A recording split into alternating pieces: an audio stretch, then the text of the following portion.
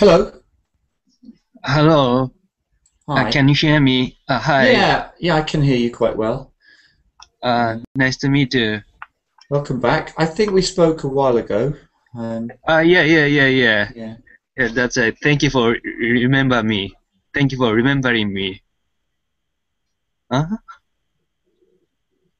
I can't hear you. Oh my God.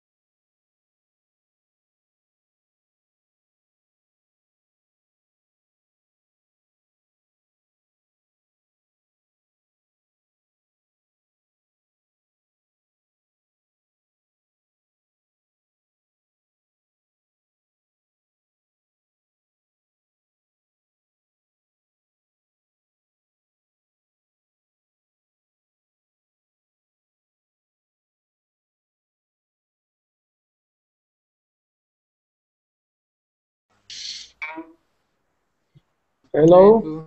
Teacher has rejoined the class. Hi, speaking.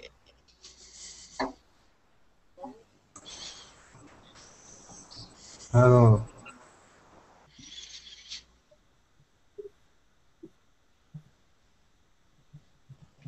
We can't hear you. Hello, I'm Leon. back. Can you hear me, Leon? Yeah, I can hear you. So we're going to read about Australia. Sorry about the disconnection just then. So let me put the text on the screen and get going. So here we go. Australia.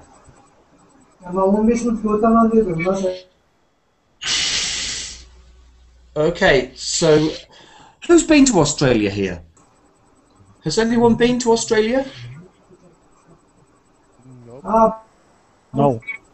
No, Igor, you've not been. I've never been, but as I said earlier, just as I was getting disconnected, I nearly went to live in Australia.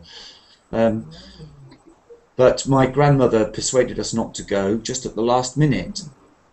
And I think Australia is a great place to go and live. Maybe I would like to go to live in New Zealand too.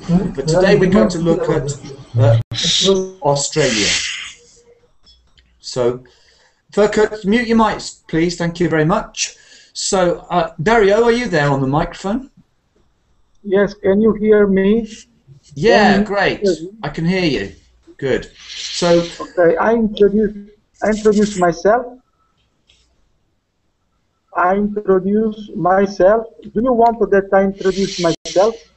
well, just briefly, yes, that's great. Just briefly, you can say some things. Okay, just my name is Dario. I am in Italy, in the south of Italy, in Naples. Naples is my city. I am 52 years old. I decide to improve my English. Bye bye to hi to everyone. Have you been to Sicily?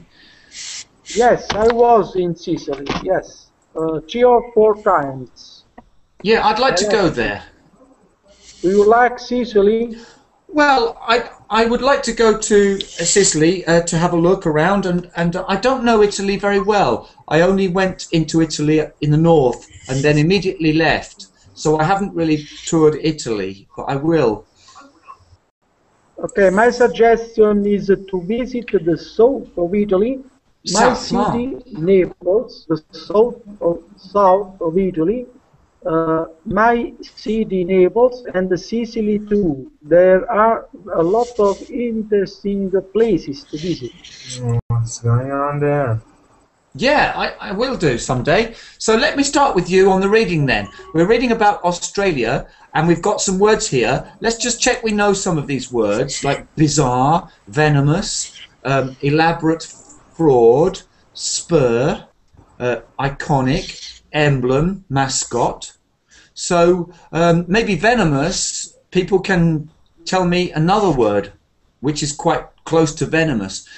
Do you know another word, Igor, or anybody that is similar to venomous?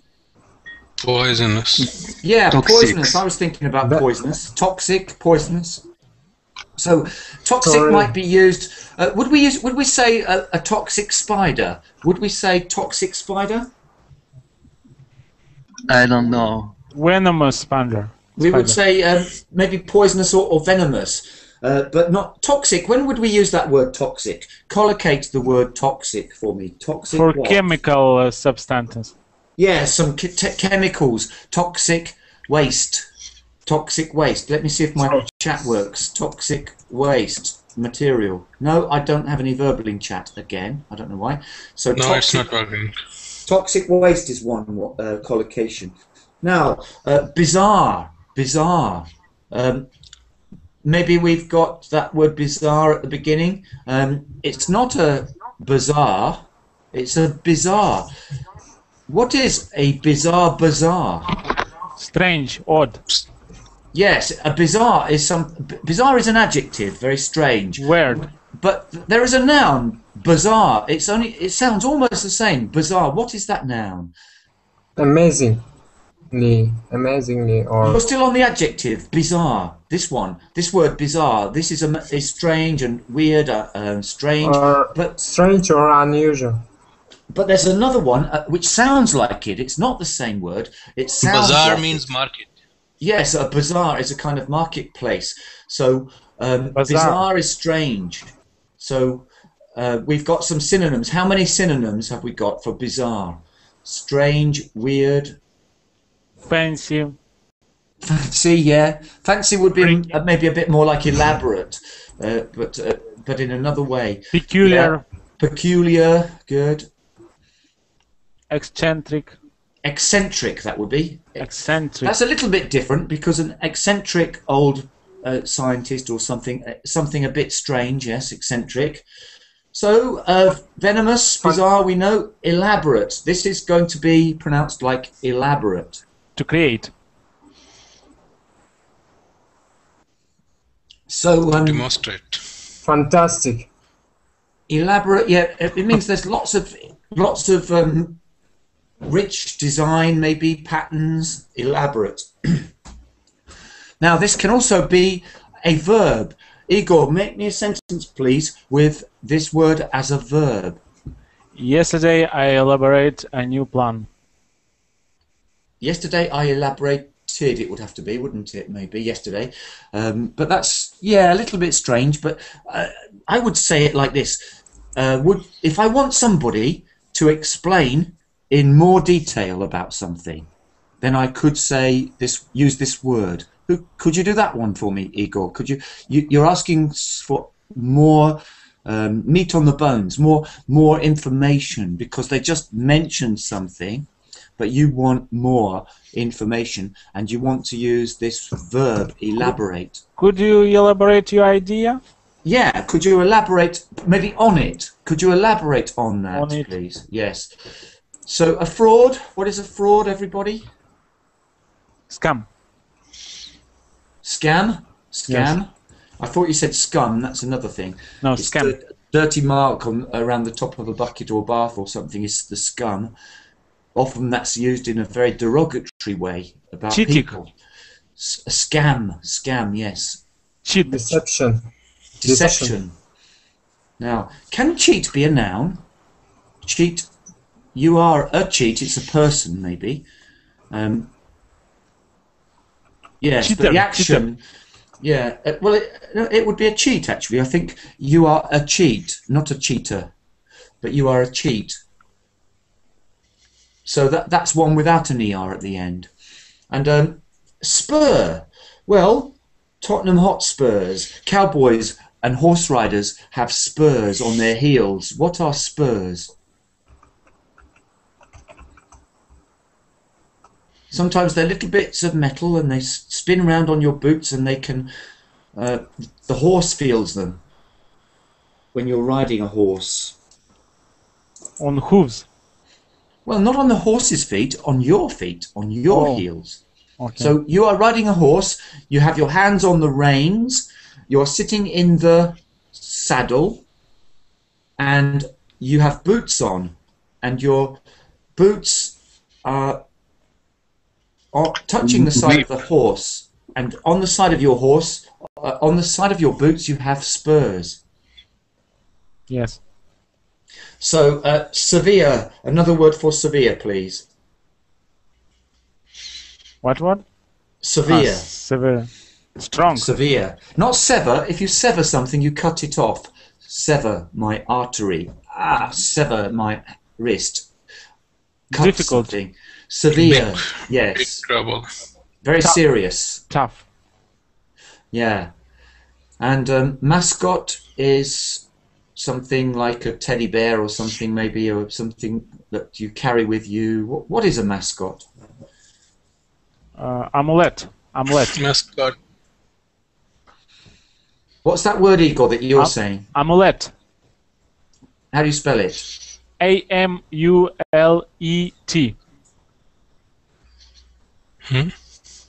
Amulet. Yeah, that's an interesting word. I don't know what that would be for, but so that's a kind Amulet. of Amulet. Yes, amulet. Okay, Amulet. mascot. Amulet. Okay, emblem. Right. So now back to Dario. If you're still listening, can you read the paragraph, please? So Dario, off you go and read the whole of that paragraph through. If you're on the mic. Dario's gone, so it's David. Okay. Turn up, please, if you can. Can you, David? Turn up the volume. Yep. Sorry, I was putting the micro. Yeah, okay. The bizarre appearance of these egg-laying venomous duck-billed, beaver-tailed or other-footed mammal baffled European naturalists when they first encountered it. Okay, let's stop there a minute and let's try and get this one good. So, first of all, the word appearance is one of those words like ahead, away, appear. There's no stress on the first a. It's like appearance, and then we have the bizarre appearance of this, and now we have adjective, very strange. Look. Adjectives. So we have to go da-dum, da-dum, da-dum. So the bizarre appearance of this egg-laying, venomous, duck-billed, beaver-tailed, otter-footed, beaver-tailed mammal baffled European naturalists. What is otter-footed? An otter is Otter-footed. an otter is an animal like a beaver in Europe. There are otters similar to beavers. They are water creatures. They build dams. Do you know this animal, a beaver? No. Beaver. I can't write it, but beavers build dams that across the river. A dam is a blockade across the river, stopping the water to make the water deep, to make its own fishing place. Okay. Do you know this animal, a beaver? Who knows a beaver? Yes, yes.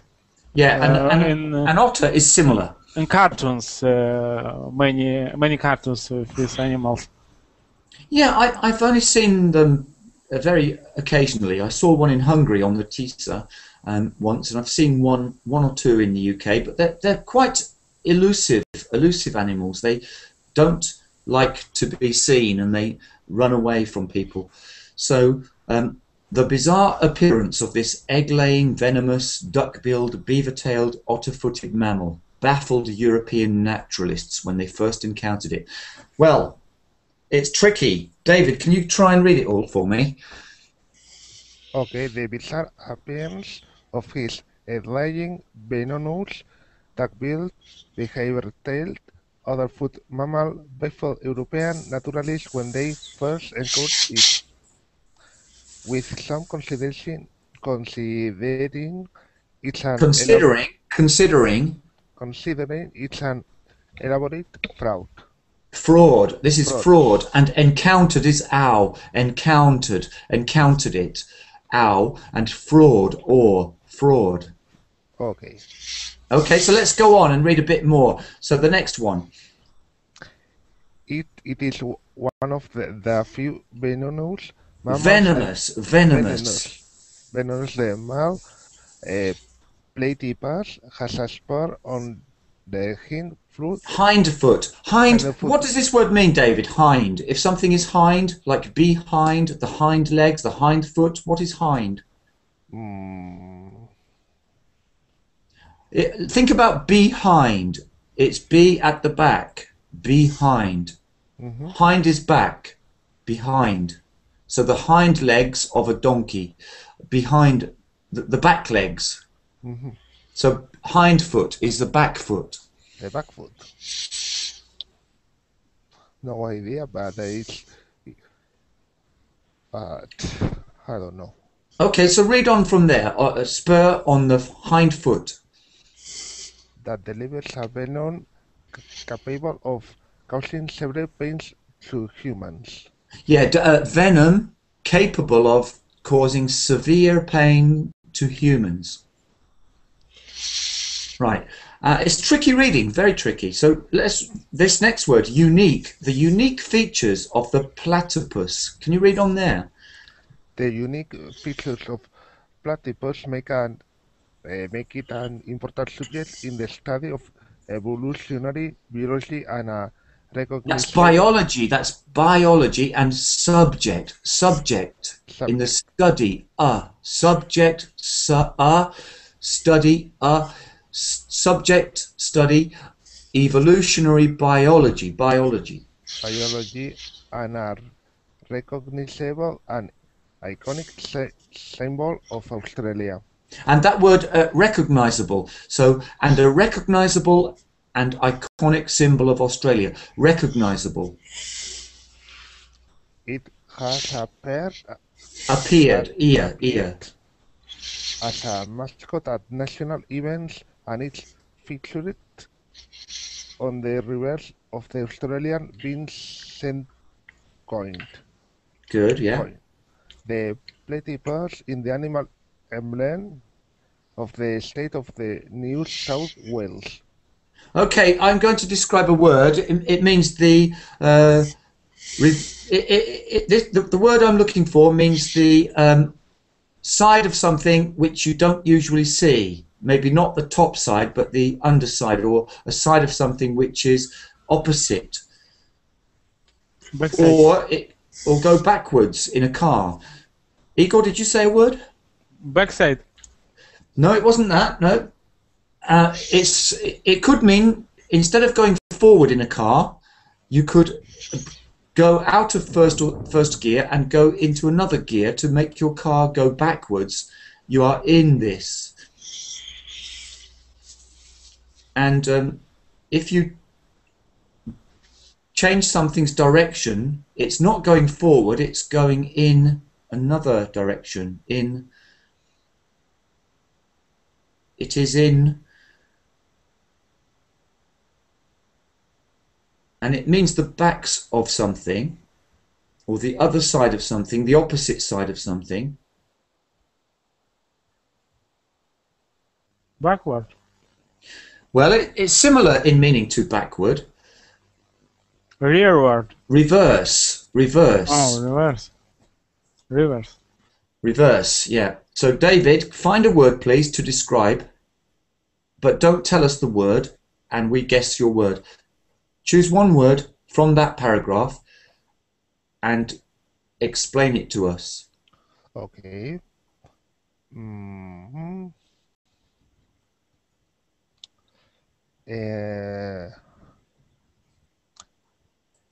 It's a word that you study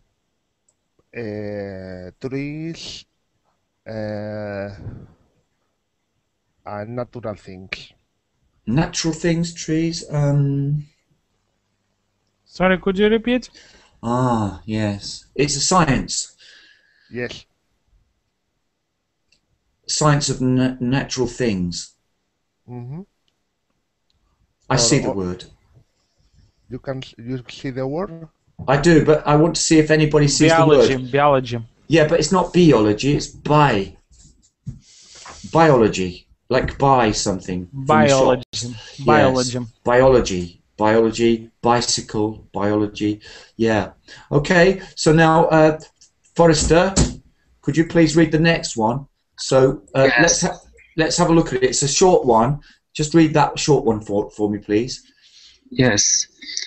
Until the early 20th century, it was hunted for its fur, but it is now protected throughout its range. Although captive breeding programs have had only limited success, and the platypus is vulnerable to the effects of pollution, it is not under any immediate threat.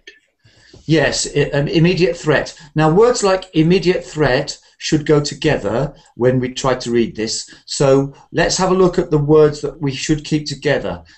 Until the early 20th century, so this is a kind of adjective, 20th century. So all of this should be kept together because it's a phrase. Until the early 20th century, it was hunted for its fur, but is now protected throughout its range. Although captive breeding programs, this is another noun phrase. So we don't want to break up the noun phrase, keep it together. So although captive breeding programs have had only limited success, that's a phrase, isn't it? A noun, limited adjective noun, only limited success, and the platypus is vulnerable to the effects of pollution. So I think this is a phrase again, the something of something, like the United Kingdom of Great Britain, the effects of. I would say there, the effects of pollution. It is not under any immediate threat. So can you read it once more and try to flow through those phrases to keep them together a bit more? Yes, I try. Until the early 20th century, it was hunted for its fur, but it is now protected throughout its range. Although captive breeding programs have had only limited success and practice is vulnerable to the effect of pollution, it is not under any immediate threat. Okay, one more thing. That was much better, but here is a structure with although. Although is used to speak about two aspects which seem to be slightly contradicting each other. So can you see there are two aspects here which are slightly against each other? Yeah, I think if you say although, if you say only although, it means the different from the when you say although captive and I'm sorry, I can't explain. Yeah. Yeah. Okay. Well, I'll try and explain for you, and then I'll ask you to read. So what we need to do is look at this first clause here. So this is part one. Actually, this is part one. I'll take away the word although. This is part one of the although. Yes. Yes. And the second part of although is this. So the two have to be separated, and the intonation must go something like this. So, although captive breeding programs have had only limited success and the platypus is vulnerable to the effects of pollution, then we go down. It is not under any immediate threat. So we have to change. So although this, that, da-da-da, done. So the first bit has one intonation. Although captive breeding programs have had only limited success and the platypus is vulnerable to the effects of pollution, when we get here, we are not at the end. The listener must know we are not at the end. Even if he's not reading, so he must know we are coming into this. Okay, so read it through this sentence, please. Okay, I'll try. Although captive breeding program has had only limited success and practice is vulnerable to the effect of pollution, it is not under any immediate threat. That was really, really good. So much better. Probably one thing I could say about that was this immediate has the adjective stress here. So immediate threat. Okay. Immediate threat. Perfect. So that was really good work. You did well there. So can you do your vocabulary trick now? I want you to choose one word and describe it for us all. Okay, it's adjective and it means very weak. Maybe at risk. And it start with V. Hey, no, that's too much. Yeah. Okay, vulnerable, at risk, vulnerable. Do one more then, one more, and don't give any letter clues. Okay, it's a noun. It means a contamination and. Condemnation or contamination? What did you condemnation? Contamination. Contamination. Yes, that's not. I heard condemnation. That's something different, isn't it? Do you know the difference, by the way? What's the difference between condemnation and contamination? I don't know. Who can write condemnation? Condemn, to condemn. Condemn. Yes, it's a noun from to condemn. Condemnation and contamination. Write both of them down and see the difference. They have a different way of being pronounced, and they definitely have a different meaning. So condemn, condemnation, contaminate, contamination. So condemn, condemnation, contaminate, contamination. So okay, tell me your word and describe your word then. What's the word? Is it something to do with contamination? It's the dirty Pollution. thing. Pollution. Yes, that's right. Right, good. So Igor, your turn. So I'll move the text down for you. Off you go, please. When the platypus was first discovered by Europeans in 1798, a pelt and sketch were sent back to the United Kingdom by Captain John Hunter, the second governor of New South Wales. Okay, just stop. We had this non-defining clause here. So when we read these extra bits of information, we have to be careful that we don't make the listener think we're starting a new sentence. So you read beautifully, but you didn't read the structure. So all of the words were good. a pelt and sketch were sent back to the United Kingdom. Sorry about the missing capitals, I have to check that now. A pelt and sketch were sent back to the United Kingdom by Captain John Hunter, the second governor of the New South Wales. It's not good because I stopped dead here and then started again. And it makes me think that actually this clause can disappear because extra information can disappear. So the listener thinks you're starting a new sentence. Something like, a pelt and sketch were sent back to the United Kingdom by Captain John Hunter. The second governor of New South Wales was also there. You know, it sounds like a new start. So you have to read it so that this is read as an extra clause, not a new starting sentence. So can you just start, try to read that through so that we can hear it's all one clause, please. A pelt and sketch were sent back to the United Kingdom by Captain John Hunter, the second governor of New South Wales. That's much better that time. Okay, so carry on. The British scientists were at first convinced that the attributes must have been a hoax. Hoax, yeah. What does that mean, by the way? Hoax. If something's a hoax, hoax phone call, hoax. Think about the boy who cried wolf. Fake, yeah. Do you know the story, Igor, about the boy who cried wolf? Yes, he once he said that wolves come to eat animals, but and it was a hoax. And all who live in that village, all the villagers, yes, villagers come to see where is wolf, but came to see where the wolf was. Yes, when we say came to see where the wolf was. Came to see where wolf was, and wolf wasn't. There wasn't a wolf. There wasn't a wolf. Boy make a hoax, yes? Yes, it was a hoax. So what happened later? And after a few days, I think, real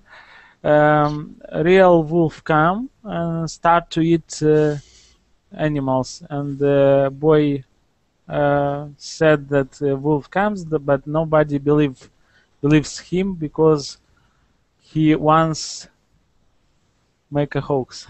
Yeah, okay, good. So let's go on. George Shaw, let's see what he does. George Shaw, who produced the first description of the animal in the Naturalist's Miscellany. This is miscellany. You know, this is a. Do you know this word miscellaneous? No. If something is not categorized, sometimes in jobs at work, you put things into different categories. For example, in accounting, there will be cash received, and there'll be different accounts for expenses accounts, and some things can't be categorized, and it's miscellaneous. Just could you spell how to write this? It begins with as it is here, but it has miscellaneous. Yeah, it's got the adjective kind of ending, miscellaneous. So I can't write it in at the moment. Miscellaneous. Can somebody write it for me? Because I can't write right now. Yeah, but it's not working. Yeah, the chat's not working. I'll spell it aloud. It's MISCELLANEOUS.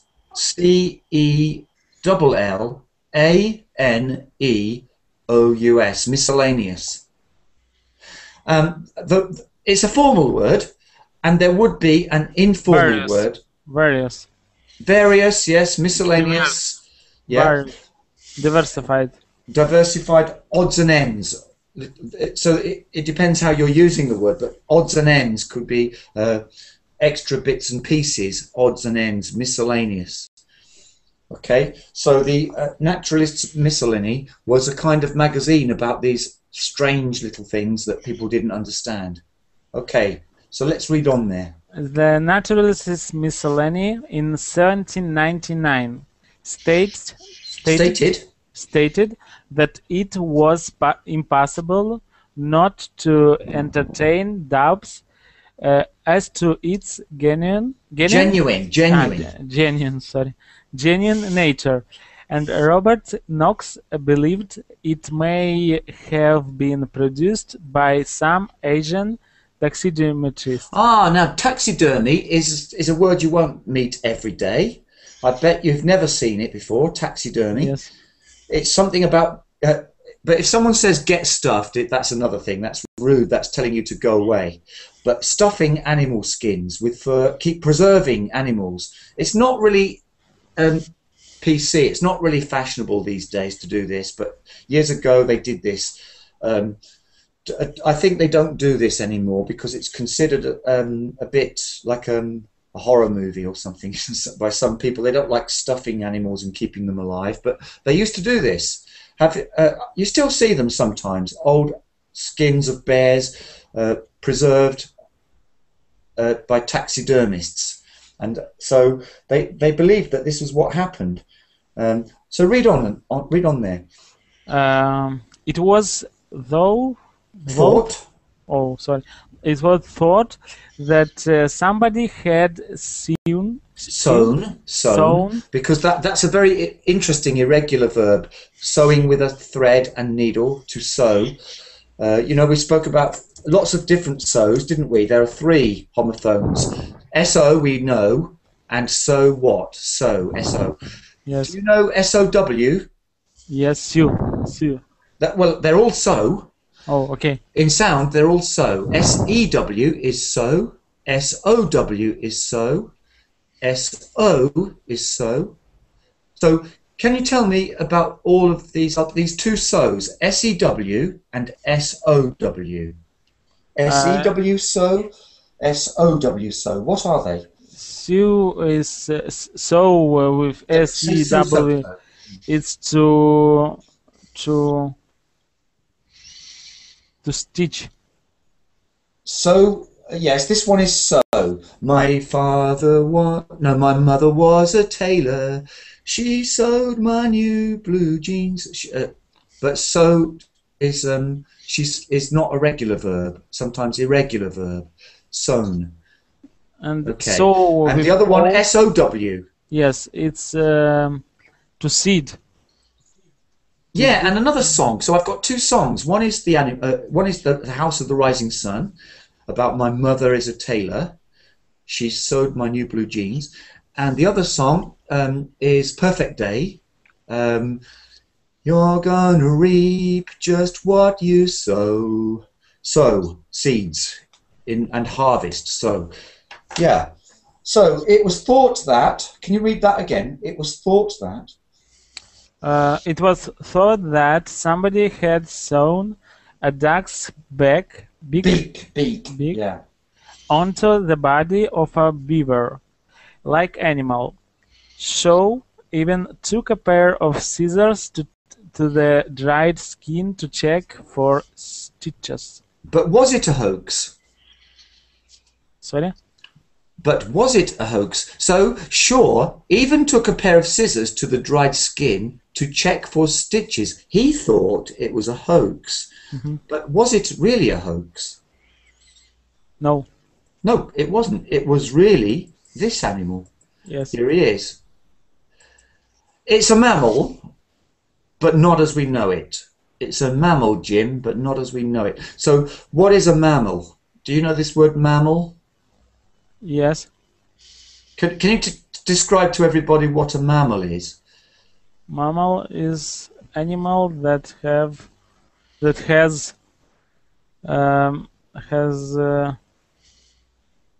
I can't. Sorry. Anyone can? Forrester can do it, can't you, Forrester? You can tell us what a mammal is. Yeah, mammal is an animal which bear the child, not the egg. Yeah, that's one thing about mammals, except this one. So this one's strange because this one does lay eggs, but it's a mammal. So that it's one of those on the edge. It's on the edge of being a mammal, but they class it as a mammal because they don't know where to put it exactly. It's a kind of mammal because it's got something else about mammals. So what else do you know about mammals? They don't usually, they generally give birth to their young alive without eggs, and those young suck milk. Actually, that's where the word mammal comes from, because there's a very informal word for breasts, but I don't use that. And there's a mammary is the doctor's word, a gland for milk. Mammal. So that's the word mammal, and it's also very furry. Mammals have fur or hair, except me. So that's a mammal. And what's the difference between a beak and a bill? Some birds have beaks, some birds have bills. What do you think about that, Forrester? I don't know about bill. What is bill? Well, look at this one. It's not like a chicken, is it? A chicken has a beak, and a sparrow has a beak. This is like a bill. It kind of opens and shuts it for things, food in the water, like this. So a bill, like a duck. Duck. Duck-billed. Ah, bill. A different shape, isn't it? Completely different shape to a so some. I'm not sure. Yeah. Well, there are different kinds. A parrot, for example, is different again. So there are different kinds, but when it's like this, it's more a bill, not a $10 bill, but another kind of bill, a bird's mouth. So going back to the paragraph, that I want Igor to try and do the word describing for one word. Okay. Shall I go first? And I'll go first, and then you choose a good one. I'll do one. My word is maybe the hide or skin of an animal. Fur. That's more the outside, but I'm thinking about the real essential part that holds it all together, the skin or the hide.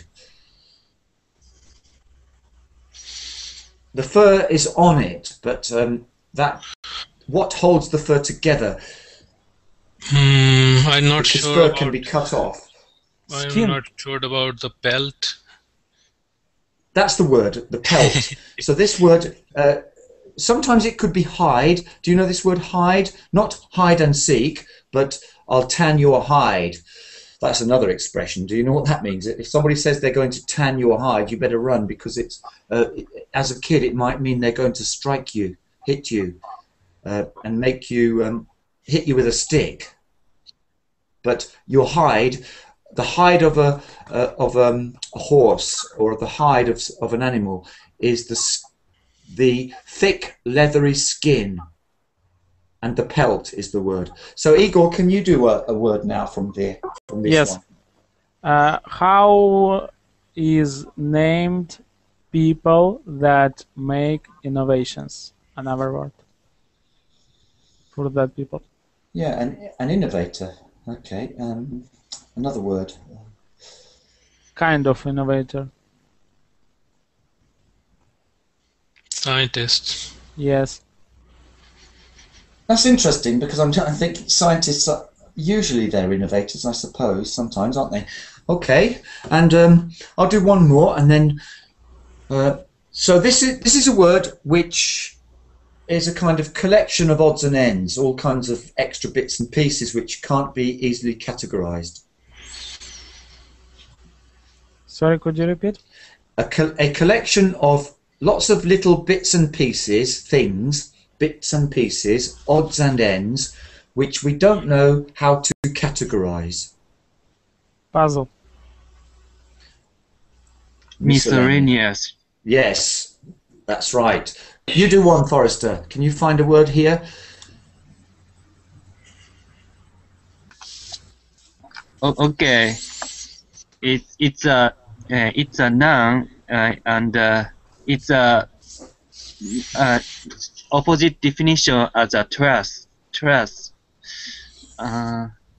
So you don't trust somebody. Ah. No. I mean, yeah. I choose a word, right? I think I know your word. Doubt. Yeah. That's my choice. So okay, so you chose doubt. You got it right. Ahmed, can you do another word, please? Another word. Maybe I don't get the idea what are you doing. Well, we look at the text. We've got some text on the screen, and it says, when the platypus was first discovered by Europeans in 1798, a pelt and sketch were sent back to the United Kingdom by Captain John Hunter, the second governor of New South Wales. The British scientists were at first convinced that the attributes must have been a hoax. George Shaw, who produced the first description of the animal in the Naturalist Miscellany in 1799, stated that it was impossible not to entertain doubts as to its genuine nature, and Robert Knox believed it may have been produced by some Asian taxidermist. It was thought that somebody had sewn a duck's beak onto the body of a beaver-like animal, and Shaw even took a pair of scissors to the dried skin to check for stitches. Now, look at all the words there. Choose one word. Don't tell me the word. Talk about the word until we guess the word. Yes, I will do. Any word? Any word, yeah.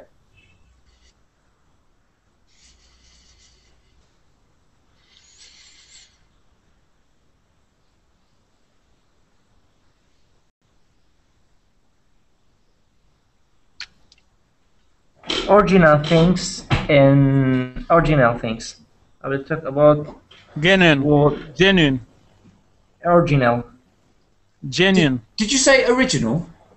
Yes, original. Original things, okay. Genuine. Yes, I was clear about that. Yes. Genuine. Of course. Yeah, Genuine, that's yeah. interesting actually, the connection between the word original and genuine. Sometimes it has that Genuine connection. in the British accent or in American accent?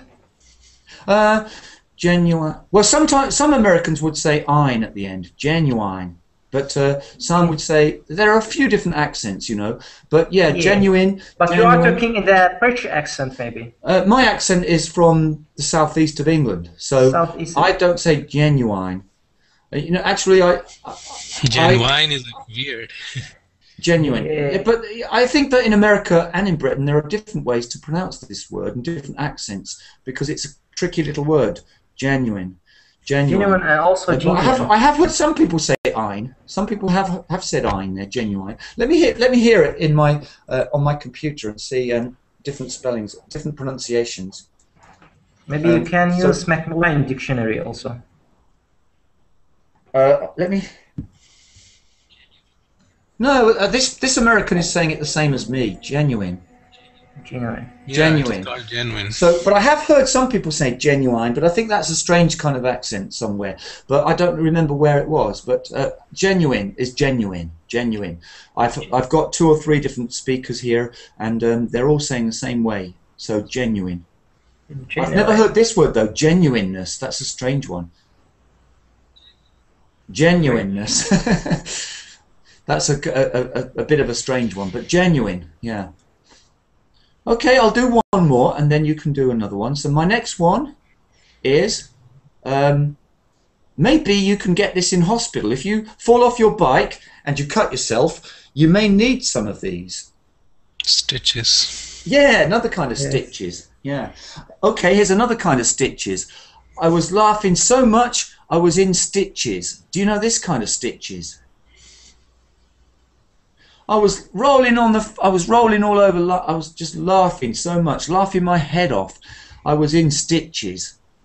It's like a kind of, my stomach muscles were twinging because of so much laughter. I was in stitches. See if you can find that in your dictionary. Maybe it is. So, yeah. So, are there any more words there? Maybe there are. Who would like to do another word from there? Anybody? Or shall we move to the forest fires? Let's go to the forest fires. So here we go. Australian bushfires. Why do we have bushfires? Well, there's been a lot of talk about bushfires. The Aborigines didn't used to have bushfires. Not such serious ones before. So why do we have bushfires now, but hundreds of years ago they didn't have them? Maybe due to the climate change. Some people don't say that there's another reason for this, and I've heard about another reason. Has anybody else heard about another reason for bushfires? Maybe because of the global warming all around the world, and especially in Australia. This is a popular type of fire due to a small plants that's called bush plants. It's smaller than trees. Yeah, but So actually, it will be the grass affected catches by- fire. Some kind of grass catches fire in the bush. Yes, grass, yes. But it didn't used to happen, and the Aborigines said that they would control the land and look after the land in another way, a different way, to prevent this problem. But now, since we went there, they've started changing the way they work with the land, and now it's a problem which didn't exist in the past. And what's being done differently? My opinion, it's due to the global warming, because there is a changing in the climate all over the world, and especially in the south of Australia. Yeah, well, that might agitate the problem and make it more severe, or make it more likely that bushfires will break out. But I think the Aborigines used to make sure that the potential hazard wasn't so serious. So there's something they can do. They can go round regularly and try to make sure that there is no big disaster waiting to happen. What could they do? But they're no longer allowed to do it on other people's land now. But in the past, when they owned more territory, they could do this. They would Maybe go, making a distance between the trees. well, that's what they do in Europe, but there isn't such a lot of distance there. But in Europe, they do that. They make a big gap between the trees, like a Yes. break. Yes. But they would have controlled fires. They would deliberately set fire to the grass and have a controlled small fire to keep the dead, dried grass down. But now we don't understand, and we go there and we have big, dried grass, and we don't look after the forest in the same way. I've heard this story. Has anyone heard this one? Right now we use oil. That's the reason. Is that the reason? Well, we use the oil. these fires are breaking out naturally in the forest and in the bush, but they're not started by man. They're not fire created by oil or man. They just break out. But I think the problem is the dried grass is not being destroyed by men before it gets too dangerous. It's just building up. The problem builds up and builds up until eventually a big disaster happens. So, Ahmed, can you read a little bit? Australian bushfires. Yes, of course. Where exactly? Why do we have bushfires? Australia's deadliest bushfires eased on Monday, but the death toll rose. 126 firefighters and families search for a score of missing the twisted, charred ruins. Yeah, twisted, charred ruins. Do you know this word charred? No, I don't know. Does anyone know what a char is? Char. If I say something is charred, what kind of thing could be charred?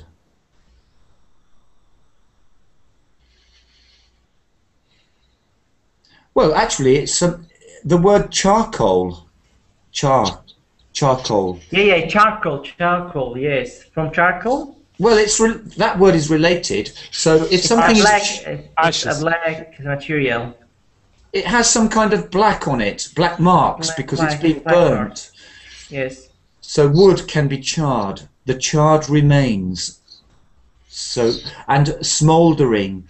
So we've got words related to fire. Fire words. I think I would like people to give me some fire words now. So I've got charred, burnt, charred. Can you give me some more? Firefighters.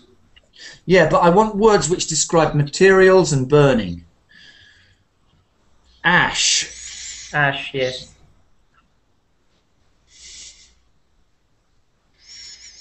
char, burn, ash. Okay, well that's 3. So, Forrester, you're next, so let me move the text up. Can you read this one through? Yes. Why does this happen so often? This raises some question This as to this raises some question as to why And you've Australia. done it again. I'm going to interrupt because you've done it again. You said question. So this raises some questions.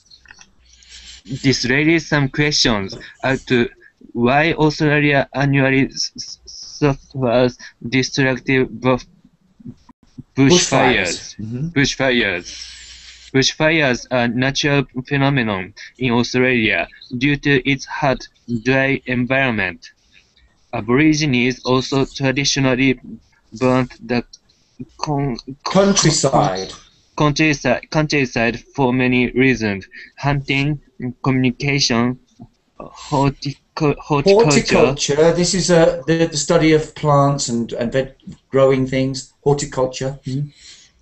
Horticulture, ease of travel, and for Ceremonies. Yes. ceremonies.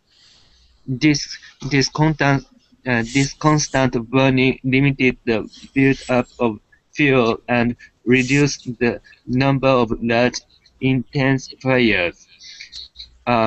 Mosaic of different vegetation in various stages of Various development. stages of development. Various stages of development provided a range of food sources and habitats both for Aborigines and the animals they hunted.